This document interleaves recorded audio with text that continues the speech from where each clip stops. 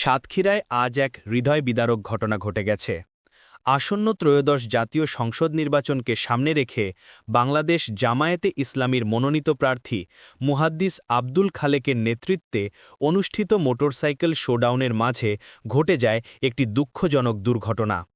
৭৩ বছরের অসহায় বৃদ্ধ ফজর আলী নামের মানুষটি ঘর থেকে বের হয়েছিলেন নামাজ পড়তে। ঠিক সেই সময় রাস্তা পার হওয়ার মুহূর্তে শোডাউনের একটি বাইক তাকে ধাক্কা দিলে তিনি গুরুতর আহত হন। স্থানীয়রা ছুটে যান, হাসপাতালে নেওয়া হয়, কিন্তু আর ফিরলেন না তিনি। পরিবার হারালো এক প্রিয় মানুষকে, সমাজ হারালো এক শান্ত সাধু বৃদ্ধকে।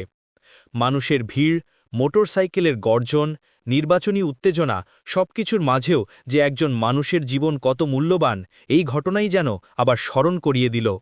স্থানীয়দের দাবি, শোডাউনটি ছিল বিশাল, কিন্তু দুর্ভাগ্যজনক এ দুর্ঘটনা পুরো এলাকার মানুষকে শোকাহত করেছে। পরিবারের শোক, জনমতের প্রশ্ন, সবকিছুর মাঝে রয়েছে একটাই আবেদন। নির্বাচনী উচ্ছ্বাস যাই হোক, মানুষের নিরাপত্তা যেন সর্বোচ্চ অগ্রাধিকার পায়। অন্যদিকে ঠাকুরগাঁওয়ে একই দিনে আরেকটি বড় শোডাউনে হাজারো মানুষ স্লোগান আর উৎসাহে অংশ নিলেও সাতক্ষীরার ঘটনাটি মনে করিয়ে দেয়, দায়িত্বশীল আচরণ না থাকলে একটি মুহূর্তেই থেমে যেতে পারে কারো প্রিয় জীবন। প্রতিটি রাজনৈতিক কর্মসূচি যেন হয় শৃঙ্খলিত, মানবিক আর নিরাপদ, এটাই আজকের দিনের সবচেয়ে বড় বার্তা।